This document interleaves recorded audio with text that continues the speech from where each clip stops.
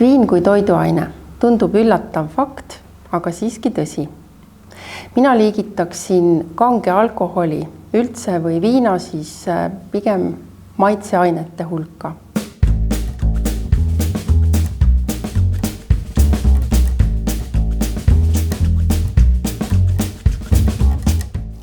Viina ajalugu ulatub juba kaugesse minevikku. Kui me räägime Eestimaast, siis alguse sai ta mõisaköökidest, kus kasutati teravilja, mis ei kõlvanud toiduks ja samuti kartulit piirituse valmistamiseks.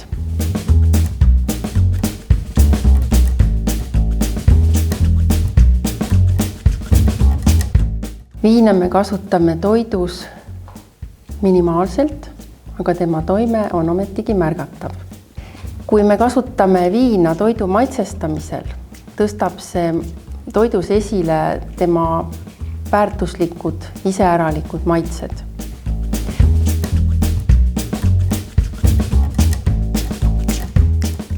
Kui me kasutame marinaadis viina, toimib viin pehmendajana. Kui me kasutame viina küpsetiste juures, toimib ta kergitajana ja taigna parandajana.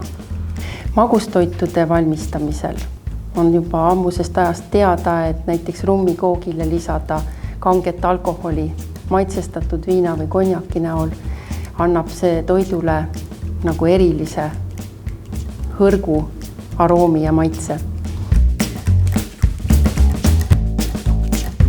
Vale oleks arvata, et alkoholi või viina lisamisega toidule jääb toidule juurde alkoholiprotsent.